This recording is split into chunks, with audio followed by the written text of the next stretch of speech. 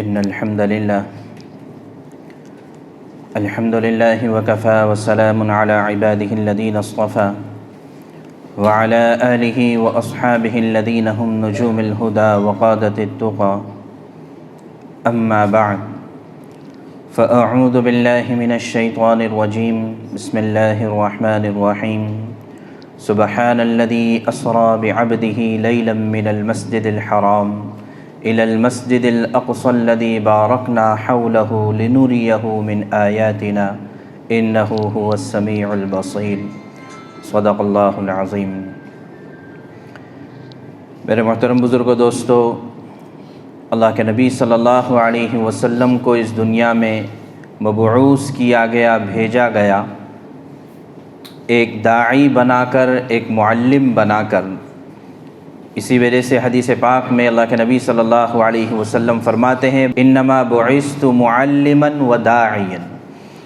کہ میں سکھانے والا بنا کر بھیجا گیا ہوں اور دعوت دینے والا بنا کر بھیجا گیا ہوں۔ تو لہٰذا جب آدمی دعوت دیتا ہے، اللہ کی طرف لوگوں کو بلاتا ہے، تو بہت سارے وہ خوش نصیب لوگ ہوتے ہیں جو اس دعوت کو قبول کرتے ہیں،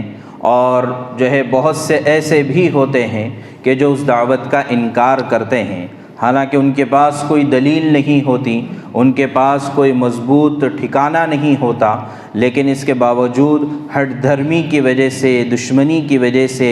عناد کی وجہ سے، جہالت کی وجہ سے، یا بعض مرتبہ بلا کسی وجہ سے بھی دعوت کا انکار کیا جاتا ہے، اور یہی نظام قدرت ہے، اور اسی ترتیب سے دعوت کا سسٹم اور نظام چلتا ہے۔ تو اللہ کے نبی صلی اللہ علیہ وسلم جب اس دنیا میں نبی بنا کر بھیجے گئے، تو پھر جو ہے آپ کے ساتھ بھی اسی طرح کے حالات اور واقعات پیش آئے۔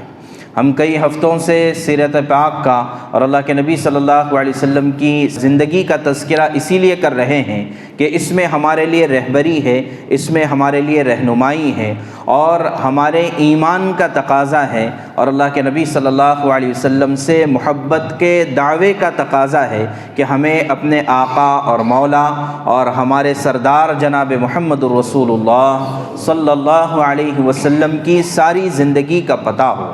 اس لیے کہ آپ کی زندگی کسی ایک شخصیت کی زندگی نہیں ہے، بلکہ آپ کی زندگی پوری کی پوری رول ماڈل ہے، اور آپ کی زندگی پوری کی پوری رہبری ہے، رہنمائی ہے، اور اسوہ حسنہ ہے۔ اس وجہ سے آپ کی زندگی کا جاننا ضروری ہے، چاہے دنیا میں جس طرح کے حالات ہو، چاہے آدمی کی اپنے ذاتی زندگی میں جس طرح کی پریشانیاں ہوں، ہر ایک کا حل آپ کو اللہ کے نبی صلی اللہ علیہ وسلم کی سیرت سے ملے گا۔ اس لیے کہ آپ کی سیرت کے بارے میں کہا گیا کان خلقہ القرآن،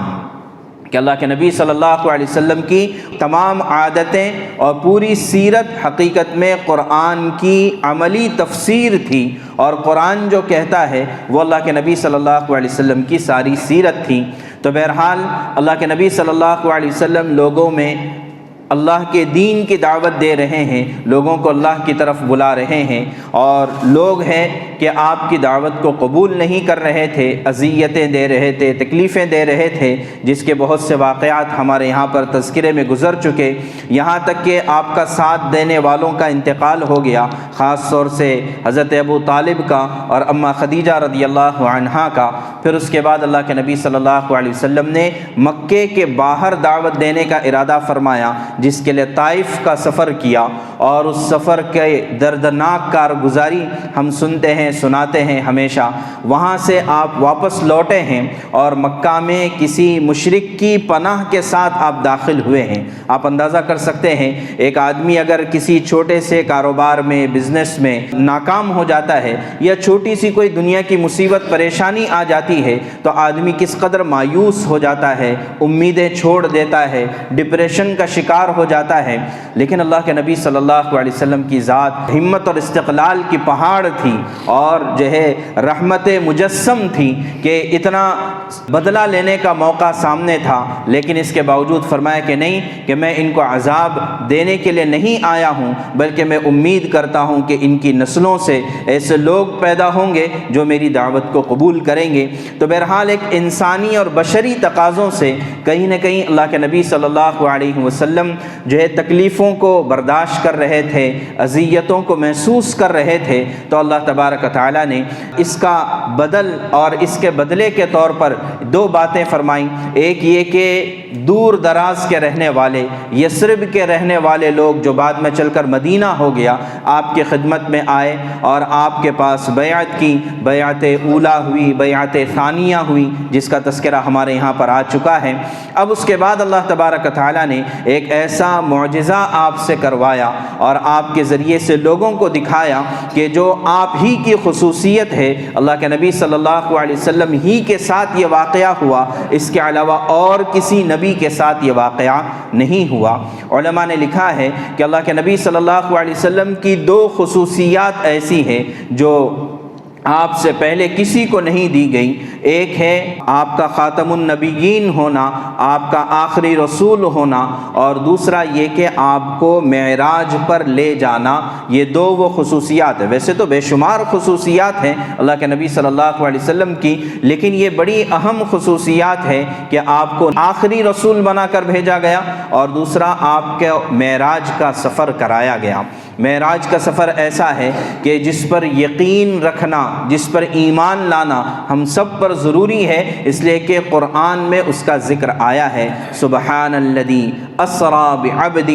لیلا من المسجد الحرام الی المسجد الاقصی الذی بارکنا حولہ لنریہ من آیاتنا، کہ پاک ہے وہ ذات جو اپنے بندے کو لے گئی رات کے ایک چھوٹے سے حصے میں، ایک چھوٹے سے حصے میں پورا سفر ہو گیا۔ کہاں سے کہاں تک لے گئی؟ مسجد حرام سے مسجد اقصیٰ کی طرف، وہ مسجد اقصیٰ جس کے آس پاس کو اللہ تبارک و تعالیٰ نے برکت والی جگہ بنائی ہے، اس لیے کہ بنی اسرائیل کا مسکن تھا، اور وہاں پر تقریباً 60,000 انبیاء اکرام علیہم السلام وہاں پر تشریف لائے تھے، اور وہاں پر اللہ کی رحمتیں، برکتیں بے شمار ہیں، دنیاوی بھی اور روحانی بھی، دینی بھی بے شمار برکتیں۔ اللہ نے اس سرزمین کو، ملک شام جو پہلے کہلاتا تھا اب جو ہے فلسطین کہلاتا ہے، اور اس کے آس پاس کا علاقہ، اللہ تعالیٰ فرماتے ہیں کہ یہ سارا سفر ہم نے کروایا، کیوں؟ لِنُرِيَهُ مِنْ آیاتنا، تاکہ ہم اللہ کے نبی صلی اللہ علیہ وسلم کو اپنی نشانیاں بتلائیں کہ کیا کیا ہماری نشانیاں ہیں، ہماری قدرتیں کیا کیا ہے یہ بتائیں، اور تاکہ آپ کو اپنی دعوت پر اور آپ کو اپنی نبوت پر اور زیادہ یقین، بلکہ عین الیقین ہو جائے، آنکھوں دیکھا یقین ہو جائے، مشاہدہ ہو جائے۔ تو بہرحال ہوا یہ کہ اس سفر کے دو حصے تھے۔ ایک حصہ تھا مسجد حرام سے مسجد اقصیٰ کی طرف، جس کا قرآن میں ذکر آیا ہے، اور اس کو اسراء کہا جاتا ہے۔ اسراء کہتے ہیں رات کے سفر کو، تو چونکہ یہ رات کا سفر ہوا تھا تو اس کو واقعہ اسراء کہا جاتا ہے۔ پھر اس کے بعد مسجد اقصیٰ سے لے کر آسمانوں کا سفر ہوا، اس کو معراج کہا جاتا ہے، اس لیے کہ معراج کے معنی سیڑھی کے آتے ہیں، اور روایتوں میں آتا ہے کہ آپ نے یہ سفر، زمین سے آسمان کا سفر آپ نے سیڑھی کے ذریعے سے طے کیا، اس لیے اس کو معراج۔ ویسے پورے سفر کو بھی واقعہ معراج، سفر معراج کہا جاتا ہے، لیکن یہ فرق ہے دونوں میں، ایک ہے اسراء اور ایک ہے معراج۔ اسراء کہتے ہیں مسجد حرام سے مسجد اقصیٰ کا، اور معراج کہتے ہیں مسجد اقصیٰ سے آسمانوں کا سفر۔ اور پھر جیسے میں نے عرض کیا کہ قرآن میں اسراء کا ذکر آیا ہے، اور احادیث، صحیح احادیث میں، بلکہ احادیث متواترہ میں معراج کا ذکر آیا ہے، اس لیے اس سفر پر عقیدہ رکھنا، ایمان رکھنا ہر ایمان والے کی ذمہ داری ہے۔ تو بہرحال سفر کی تفصیلات اس طرح سے ہے کہ اللہ کے نبی صلی اللہ علیہ وسلم، سفر کی تاریخ کے سلسلے میں اختلاف ہے، اس سے پہلے بھی بات آئی تھی، لیکن قرین قیاس یہ ہے کہ اخیر زمانے میں، مکہ مکرمہ کے آخری دور میں آپ کا یہ سفر ہوا، اور بہت ساری اذیتوں اور غموں سے گزرنے کے بعد آپ کے اندر فرحت اور بشاشت پیدا کرنے کے لیے یہ سفر کرایا گیا، اور اس سفر کے ذریعے سے اشارہ تھا کہ حالات بدلنے والے ہیں اور ہجرت ہونے والی ہے، اس کی طرف اشارہ تھا۔ تو بہرحال آخر زمانے میں یہ ہوا ہے، اس لیے کہ جو ہے اخیر زمانے سے مراد یہ ہے کہ حضرت اماں خدیجہ رضی اللہ تعالی عنہا کا انتقال ہو چکا تھا۔ 27 رجب کے بارے میں مشہور تو ہے، لیکن وہ یقینی نہیں ہے کہ 27 رجب ہی کو معراج کا سفر ہوا تھا یا نہیں ہوا تھا۔ بہرحال اس کی تفصیلات یہ ہیں کہ اللہ کے نبی صلی اللہ علیہ وسلم حضرت ام ہانی رضی اللہ تعالیٰ عنہا کے مکان پر رات کے وقت آرام فرما رہے تھے جو مسجد حرام سے قریب تھا۔ جبریل علیہ السلام تشریف لائے، ساتھ میں میکائیل علیہ السلام بھی تھے، اور آپ کو اٹھا کر جگا کر آپ کو لے جایا گیا بیت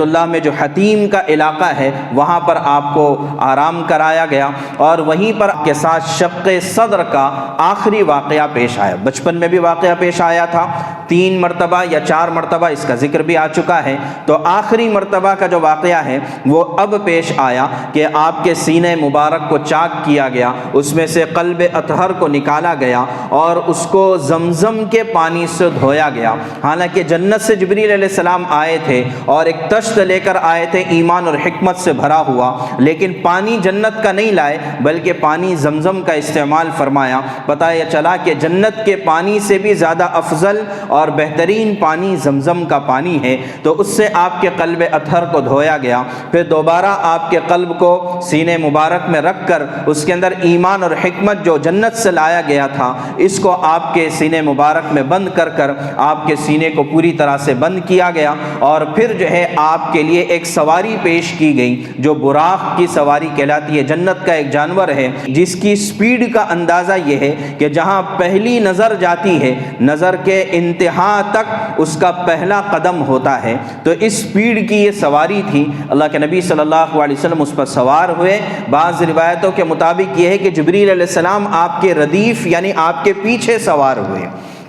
اور پھر یہ سواری چلی ہے تو سیدھے مسجد حرام سے مسجد اقصیٰ کی طرف۔ جیسے مسجد اقصیٰ کی طرف بڑھے تو وہاں پر بہت ساری چیزیں آپ کو دکھائی گئی مثال کے طور پر، عالم مثال کی بہت ساری چیزیں۔ چنانچہ آپ نے دیکھا کہ ایک بوڑھی عورت ہے، تو اللہ کے نبی صلی اللہ علیہ وسلم نے پوچھا یہ کون ہے؟ فرمایا کہ یہ دنیا ہے، اور اشارہ اس بات کی طرف ہے کہ دنیا کی عمر بس اب اتنی ہی باقی ہے، اب دنیا فنا ہونے کے قریب ہے۔ اسی وجہ سے اللہ کے نبی صلی اللہ علیہ وسلم نے فرمایا کہ میں اور قیامت ایسے بھیجے گئے ہیں، یعنی دونوں ساتھ ساتھ میں ہیں، میرے بعد اب قیامت آنے والی ہے۔ پھر اس کے بعد ایک بوڑھے مرد کو دیکھا کہ جو آپ کو اپنے سفر سے ہٹانے کی کوشش کر رہا تھا، تو جبریل علیہ السلام نے بتایا کہ یہ شیطان ہے، یہ آپ کے معراج کے سفر کو پورا نہیں ہونے دینا چاہ رہا ہے، لیکن اللہ جو چاہے اس کے آگے کیا ہو سکتا ہے۔ پھر اس کے بعد اللہ کے نبی صلی اللہ علیہ وسلم ایک مقام سے گزرے تو آپ سے کہا گیا کہ آپ یہاں پر نماز پڑھیں 2 رکعت، حالانکہ نماز فرض نہیں ہوئی تھی،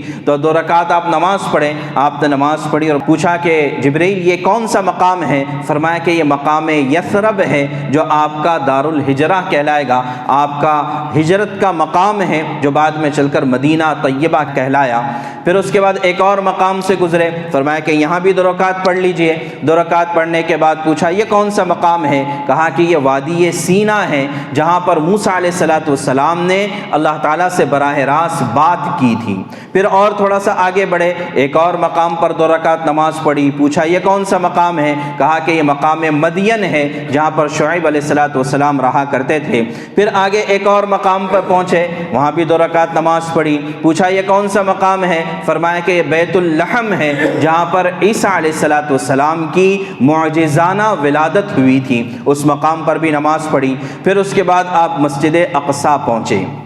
اسی کے درمیان میں اور بہت سارے اشخاص اور بہت ساری قوموں کو بھی آپ کو دکھایا گیا۔ مثال کے طور پر آپ کو دکھایا گیا کہ کچھ لوگ ہیں جن کے تانبے کے ناخن ہیں اور وہ اپنے چہروں کو اور سینوں کو نوچ رہے ہیں۔ پوچھا جبریل یہ کون لوگ ہیں؟ فرمایا یہ آپ کی امت کے وہ لوگ ہیں جو غیبت کیا کرتے ہیں، جو پیٹھ پیچھے کسی کی برائی بیان کرتے ہیں، کل قیامت میں افسوس کے ساتھ یہ اپنے چہروں کو اور سینوں کو نوچیں گے۔ پھر اس کے بعد جو ہے ایک اور قوم سے گزر ہوا، ان کو دیکھا کہ یہ خون کے دریا میں ہیں اور ان کو زبردستی پتھر کھلائے جا رہے ہیں، تو یہ بڑا سخت عذاب تھا۔ پوچھا یہ کون ہیں؟ فرمایا کہ یہ آپ کی امت کے سود خور ہیں جو سود لیا کرتے تھے اور سود دیا کرتے تھے، یہ انٹرسٹ پر معاملات کرتے تھے، تو ان کے بارے میں بتایا کہ ان کا یہ حشر ہوگا۔ ایک قوم سے گزرے کہ جن کا سر پتھر سے کچلا جا رہا تھا، پوچھا یہ کون ہیں؟ فرمایا نماز میں کاہلی سستی کرنے والے لوگ تھے۔ پھر ایک قوم سے گزر ہوا کہ جن کو دیکھا کہ ان کے صرف آگے پیچھے کی شرمگاہ پر کپڑا ہے اور وہ جانوروں کی طرح جو کانٹے اور پتھر نیچے گرے ہوئے ہیں ان کو کھا رہے ہیں۔ پوچھا یہ کون لوگ ہیں؟ کہا کہ یہ زکوٰۃ نہ دینے والے لوگ ہیں کہ ان کے ساتھ یہ حشر ہونے والا ہے۔ ایک جگہ سے گزرے کہ جن کے سامنے تازہ پکا ہوا گوشت رکھا ہوا تھا، لیکن وہ تازہ گوشت کھانے کے بجائے ایک سڑا ہوا بدبودار گوشت ایک طرف تھا، وہ اس بدبودار گوشت کو کھا رہے ہیں۔ پوچھا جبرائیل یہ کون ہے؟ فرمایا کہ یہ وہ لوگ ہیں جن کو اللہ نے حلال اور پاکیزہ بیویاں عطا کی تھی، لیکن یہ اپنے بیویوں کو چھوڑ کر کہیں اور جا کر منہ کالا کرتے ہیں، زناکار ہیں، ان کے ساتھ یہ حشر ہونے والا ہے۔ پھر ایک اور قوم سے گزرے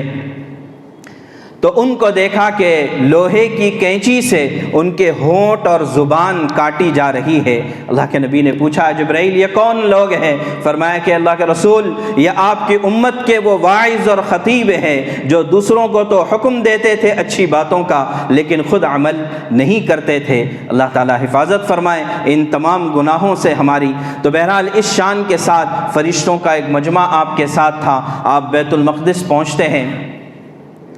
وہاں پہنچنے کے بعد براق کی سواری کو ایک جگہ باندھ دیا جاتا ہے جہاں پر اس سے پہلے انبیاء کرام علیہ السلام اپنی سواری باندھا کرتے تھے، وہیں پر آپ کی براق کی سواری باندھی گئی، اور پھر آپ مسجد اقصیٰ میں تشریف لائے تو وہاں پر انبیاء کرام علیہ السلام تمام انبیاء کا مجمع وہاں پر آپ کے استقبال کے لیے موجود تھا۔ ہر ایک نے آپ کا استقبال کیا، اور پھر اذان ہو گئی، اقامت کہی گئی، سب نماز کے لیے کھڑے ہو گئے، لیکن امام کا انتظار تھا کہ امامت کون کرے گا۔ تو حضرت جبریل علیہ السلام نے آپ کا دست مبارک پکڑا اور فرمایا کہ محمد صلی اللہ علیہ وسلم آپ انبیاء کی امامت کرائیں گے، اس لیے کہ آپ امام الانبیاء ہیں، آپ سید المرسلین ہیں، آپ تمام انسانوں کے اور تمام انبیاء کے سردار ہیں، اور آپ سید ولد آدم ہیں، آپ تمام آدم کی اولاد کے سردار ہیں۔ چنانچہ اللہ کے نبی صلی اللہ علیہ وسلم نے آگے بڑھ کر 2 رکعت نماز پڑھائی۔ علماء کہتے ہیں کہ یہ نفل نماز تھی، اس لیے کہ عشاء کی نماز تو ہو چکی تھی، بلکہ ابھی تک تو نماز فرض بھی نہیں ہوئی تھی۔ نماز کا فریضہ یا نماز والی عبادت یہ ہر امت میں موجود تھی، ایسا نہیں کہ اسی امت کو نماز ملی ہے، ایسا نہیں ہے۔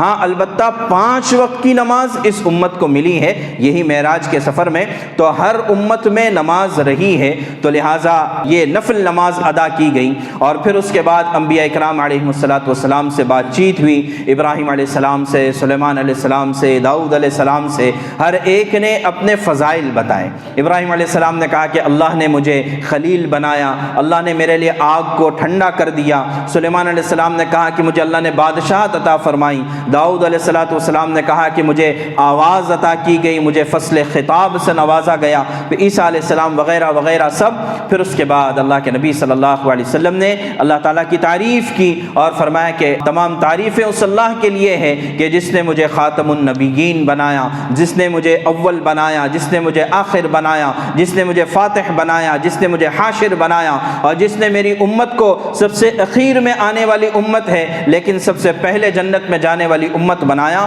اور بے شمار اپنے فضائل بیان فرمائے۔ ابراہیم علیہ السلام نے فرمایا کہ محمد صلی اللہ علیہ وسلم یقیناً آپ ہم سب پر فضیلت رکھنے والے ہیں۔ چنانچہ اب اس کے بعد جیسے آگے بڑھے، جبریل علیہ السلام آئے اور اللہ کے نبی صلی اللہ علیہ وسلم کے سامنے 3 پیالے پیش کیے، بعض روایتوں میں ہے 4 پیالے پیش کیے، ایک میں پانی تھا، ایک میں شراب تھی، ایک میں دودھ تھا، اور ایک روایت میں ایک میں شہد تھی۔ اللہ کے نبی صلی اللہ علیہ وسلم نے دودھ والے پیالے کو اختیار کیا اور شہد میں سے تھوڑا سا لیا، تو جبریل علیہ السلام نے فرمایا کہ آپ نے فطرت کو اختیار کیا،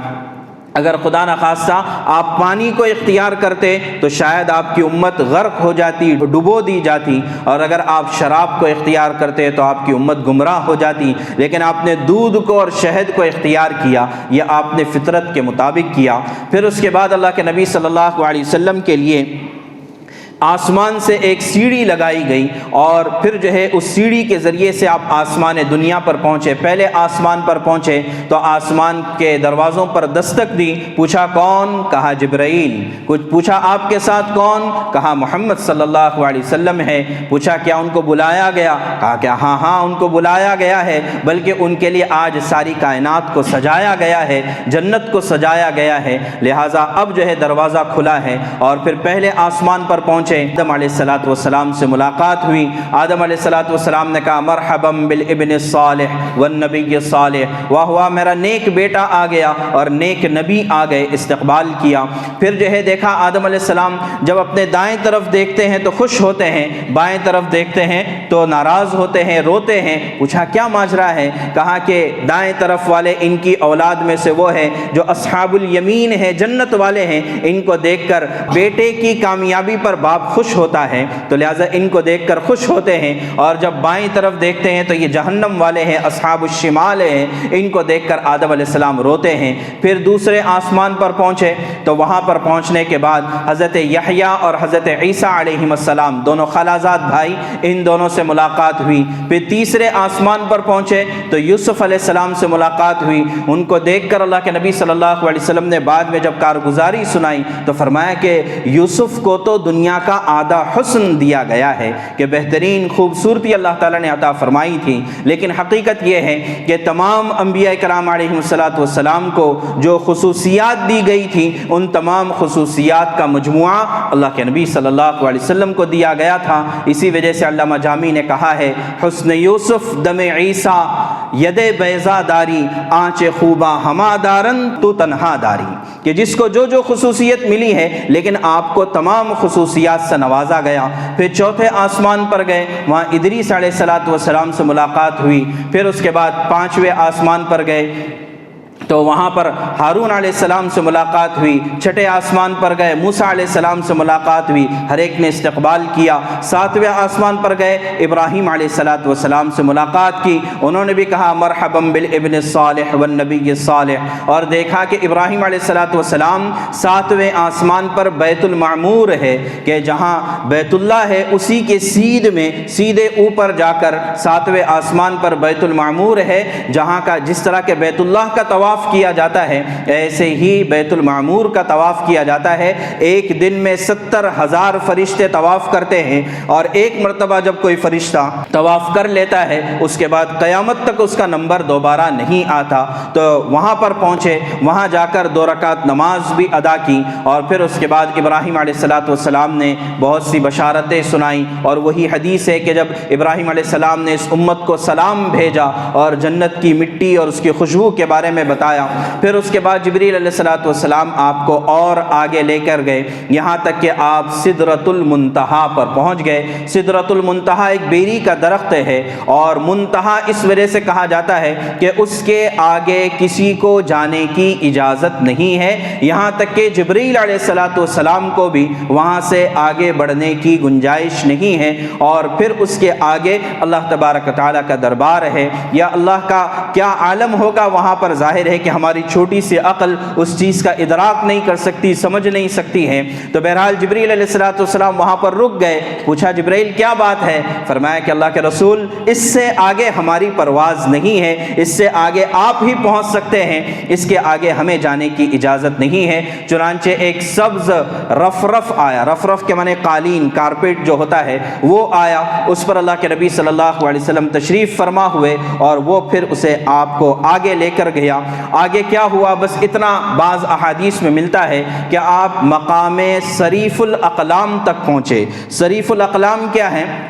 کہ تقدیر لکھی جاتی ہے۔ پرانے زمانے میں دیکھا ہوگا کہ لکڑی کے قلم ہوا کرتے تھے، اور ان کو جب لکھا جاتا تھا تو آواز آتی تھی، تو اس آواز کو صریف کہا جاتا ہے۔ اقلام قلم کی جمع ہے۔ یا آج کے زمانے میں سمجھنے کے اعتبار سے آپ جو ہے کمپیوٹر پر اگر کی بورڈ استعمال کرتے ہیں تو کی بورڈ کے استعمال کرتے کرتے بھی آواز آتی، کی بورڈ بھی ایک طرح کا قلم ہے۔ بہرحال پرانے زمانے میں لکڑی کا قلم استعمال ہوتا تھا، تو اس کے لکھنے کی جو آواز ہوتی ہوتی تھی تو جہاں پر سارے عالم کی تقدیر لکھی جاتی ہے، جہاں پر سارے عالم کی تقدیر لکھی جاتی ہے اس کو صریف الاقلام کہا جاتا ہے، وہاں تک آپ کی پرواز ہوئی۔ پھر اس کے بعد کیا ہوا اس کا ذکر تو نہیں آتا ہے، البتہ اشارہ ملتا ہے ثم دنا فتدلى فكان قاب قوسين او ادنى فاوحى الى عبده ما اوحى ما كذب الفؤاد ما راى، کہ اللہ کے نبی صلی اللہ علیہ وسلم کے بارے میں یہ اس بارے میں علماء کا بلکہ صحابہ کا اختلاف ہے کہ اب اس مقام پر جانے کے بعد اللہ کے نبی صلی اللہ علیہ وسلم کو اللہ تبارک و تعالیٰ کا دیدار ہوا یا نہیں ہوا۔ چنانچہ اما عائشہ رضی اللہ عنہا فرماتی ہے کہ نہیں ہوا، بلکہ آپ جبریل علیہ السلام کو دیکھا تھا، اور جو ہے انسانی آنکھوں سے ممکن ہی نہیں ہے باری تعالیٰ کے انوارات کی تجلیات آدمی ہضم کر جائے، یہ ممکن نہیں ہے۔ لیکن دیگر صحابہ ابن عباس رضی اللہ عنہما اور دیگر صحابہ بخاری ہی میں ان کی روایات موجود ہے، فرماتے کہ نہیں، اس رات اپنی ان آنکھوں سے دیکھا جو سر میں لگی ہوئی، یعنی جو دیکھنے والی آنکھیں ہیں ان سے اللہ تبارک و تعالیٰ کو دیکھا ہے۔ اور پھر جو ہے اس وقت کے بعض چیزیں بھی بعض روایتوں میں آتی ہیں، جیسے اللہ کے نبی صلی اللہ علیہ وسلم خدمت اقدس میں پہنچے ہیں تو فرمایا التحیات للہ والصلوات والطیبات، اے باری تعالیٰ جتنی زبانی عبادتیں ہیں سب آپ کے لیے ہیں، جتنی بدنی عبادتیں ہیں سب آپ کے لیے ہے،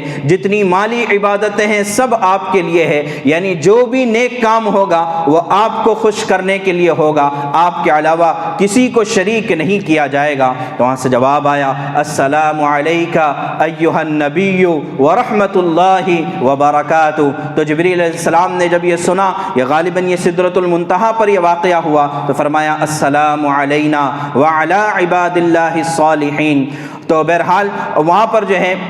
قرآن صرف یہ کہتا ہے کہ ہم نے جو کچھ وحی کرنی تھی وہ وحی ہم نے کر دی، جو کچھ بات چیت کرنی تھی وہ بات چیت کی، اور پھر اس کے بعد اللہ کے نبی صلی اللہ علیہ وسلم اسی طریقے سے واپس آئے اور اسی موقع پر نماز کا تحفہ دیا گیا، 50 وقت کی نمازیں فرض کی گئی۔ روایتوں میں آتا ہے صرف نماز نہیں بلکہ اس رات میں اور بھی تحفے ملے، چنانچہ آپ کو حوض کوثر کا تحفہ اس رات میں ملا، اسی طرح سورہ بقرہ کی آخری 2 آیتیں یہ اس رات میں ملی، سورہ فاتحہ اس رات میں ملی، اسی طرح نماز، روزہ، جہاد، اور اسی طریقے سے امر بالمعروف نہی عن المنکر، اس طرح کی بہت ساری چیزیں اسی رات میں آپ کو تحفتاً دی گئی، جن میں سب سے بڑا تحفہ نماز کا تحفہ تھا۔ آپ جب آئے چھٹے آسمان پر، موسیٰ علیہ السلام نے پوچھا کہ نبی صلی اللہ علیہ وسلم کیا ملا؟ فرمایا 50 وقت کی نمازیں ملی ہے، میں اس پر خوش ہوں۔ فرمایا کہ اللہ کے نبی آپ خوش ہیں لیکن آپ کی امت شاید نہیں پڑھ پائے گی 50 وقت کی نمازیں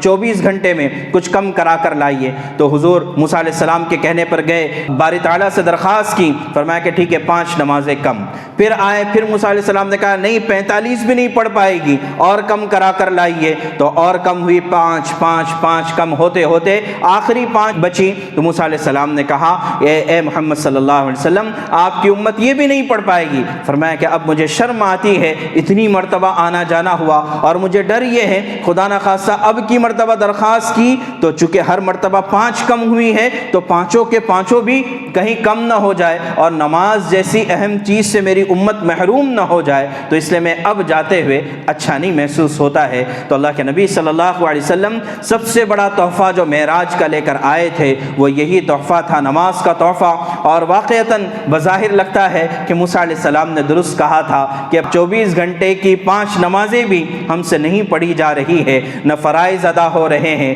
نہ جو ہے نمازیں ادا ہو رہی ہے، یہ ہمارا حال ہے۔ تو پھر حالات کیوں نہ بگڑے، اور کیوں نہ ہم پر آزمائشیں آئے، کیوں نہ ہم پر ظلم ستم ڈھانے کی بات کہی جائے، کیوں نہ ہمارے خلاف قتل عام کا اعلان کیا جائے، اور کیوں نہ ہم پر بیماریاں، مصائب، حالات بڑھتے چلے جائیں۔ ظاہر ہے کہ ہم نے اللہ سے دشمنی کر رکھی ہے۔ محترم بزرگوں، دوستو، اللہ کے نبی صلی اللہ علیہ وسلم 7 آسمانوں کی بلکہ اس سے اوپر کی سیر کر کر واپس تشریف لا رہے تھے۔ تو ترمذی کی روایت میں یہ ہے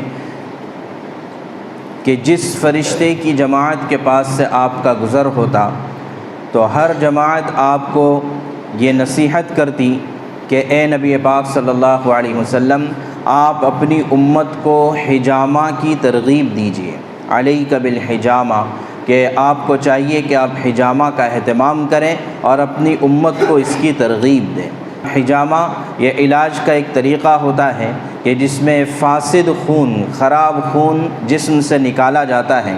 اور اس کے لیے احادیث میں بڑی تفصیلات آئی ہیں۔ اللہ کے نبی صلی اللہ علیہ وسلم نے خود بھی حجامہ لگوایا ہے اور امت کو ترغیب دی ہے۔ خاص طور سے چاند کی 17، 19 اور 21 تاریخ جو ہوتی ہے، اسی طرح چند مخصوص ایام اور دن ہوتے ہیں کہ ان دنوں میں خاص طور سے جب آدمی حجامہ کرواتا ہے یا پچھنا لگواتا ہے، عربی میں حجامہ کہتے ہیں، اردو میں پچھنا لگوانا کہتے ہیں، یا اس کو کپنگ کہتے ہیں انگریزی میں، تو اگر یہ کام کر لے تو بہت ساری بیماریوں سے اور بہت ساری اندرونی اور بیرونی بلکہ روحانی امراض سے آدمی کو شفا ہو جاتی ہے۔ تو لہٰذا یہ مسنون جو طریقہ علاج ہے، ان سب چیزوں کا ہمیں خاص طور سے اہتمام کرنا چاہیے۔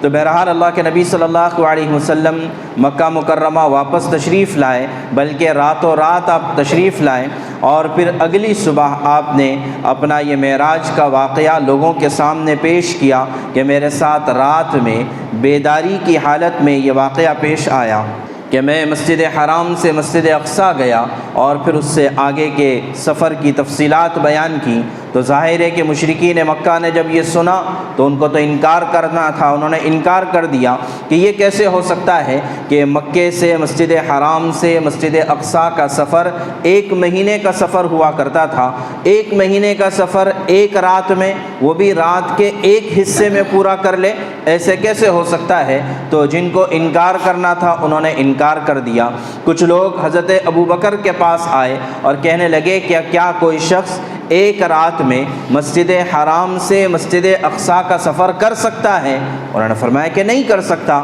تو پھر کہا کہ دیکھو تمہارے ساتھی تو کہہ رہے ہیں کہ میں مسجد حرام سے مسجد اقصیٰ ہو کر آیا ہوں۔ تو حضرت ابوبکر نے فرمایا کہ اگر انہوں نے کہا ہے تو یقیناً ہو سکتا ہے، اس لیے کہ ان کی بات جھوٹی نہیں ہوتی، ان کی بات سچائی پر مبنی ہوتی ہے، وہ سراپا صداقت ہے۔ تو اسی وجہ سے اس واقعے کے بعد حضرت ابوبکر کا لقب پڑ گیا صدیق اکبر، الصدیق ان کے ساتھ لگ گیا کہ یہ تصدیق کرنے والے، کہ اللہ کے نبی صلی اللہ علیہ وسلم کی باتوں پر بغیر دلیل کے ماننے والے، تو اسی وجہ سے اب ان کے ساتھ ہمیشہ کے لیے لگ گیا ابو بکر صدیق۔ تو بہرحال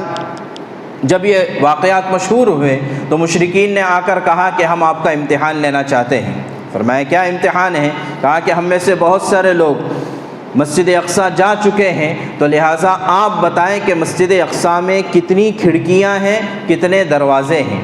ظاہر ہے کہ جو آدمی ایک مرتبہ کسی جگہ پر چلا جائے، چاہے وہ بہت غور سے بھی دیکھے، ہم میں سے کتنے ایسے ہوں گے جن کو یہ نہیں پتہ ہوگا کہ ہماری مسجد میں کتنی کھڑکیاں ہیں اور کتنے دروازے ہیں۔ لیکن بہرحال انہوں نے کہا کہ آپ کو بتانا پڑے گا کہ مسجد اقصیٰ میں کتنی کھڑکیاں ہیں، کتنے دروازے ہیں۔ تو اللہ تبارک و تعالیٰ نے اللہ کے نبی صلی اللہ علیہ وسلم کے سامنے گویا کہ مسجد اقصیٰ کو کر دیا، اور آپ اس کو دیکھتے گئے اور آپ گن کر ان کو بتاتے گئے کہ اتنی کھڑکیاں ہیں، اتنے روشن دان ہیں اور اتنے دروازے ہیں۔ تو اس میں وہ ناکام اور نامراد ہو گئے۔ اللہ کے نبی صلی اللہ علیہ وسلم نے پھر ان سے کہا کہ ایک بات اور بتاتا ہوں کہ جب میں واپسی میں تھا تو میں نے دیکھا کہ مکہ والوں کا ایک قافلہ ہے کہ جو تیسرے دن یہاں پر آنے والا ہے، اتنے دوری پر ہیں، اور ان میں آگے آگے ان کا ایک اونٹ تھا جو بدک گیا تھا، آنے کے بعد ان سے پوچھ لینا۔ چنانچہ تیسرا دن ڈھلنے کو تھا، قریب تھا کہ لوگوں کو ایسا لگا کہ شاید آپ کی بشارت،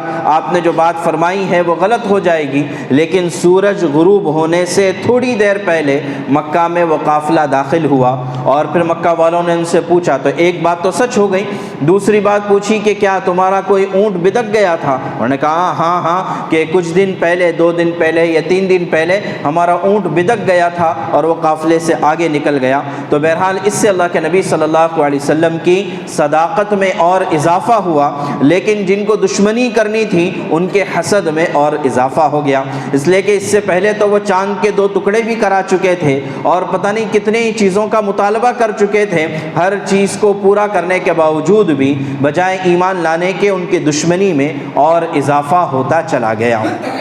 تو بہرحال اب جو ہے مکہ مکرمہ کی زمین اللہ کے نبی صلی اللہ علیہ وسلم کے لیے اور زیادہ تنگ ہونے لگیں اور زیادہ سختیاں کی جانے لگیں، تو پھر اللہ کے نبی صلی اللہ علیہ وسلم کے سامنے آپ کے دارالہجرہ کو پیش کیا گیا کہ آپ کو یہاں سے ہجرت کرنے کی اجازت دی جاتی ہے۔ تو اس لیے اللہ تبارک و تعالیٰ کی طرف رجوع کرنے کی ضرورت ہے، اور سب سے پہلے فرائض کا اہتمام، نماز فرض ہے اس کا اہتمام، جو حرام چیزیں ہیں اس سے بچنے کا اہتمام، کم سے کم اس درجے پر ہم آ جائیں کہ فرائض کا اہتمام اور حرام سے بچنا یہ ہمارے اندر آ جائے تو انشاءاللہ بہت سے مسائل حل ہو جائیں گے۔ اللہ تبارک و تعالیٰ ہمیں کہنے سننے سے زیادہ عمل کی توفیق عطا فرمائے۔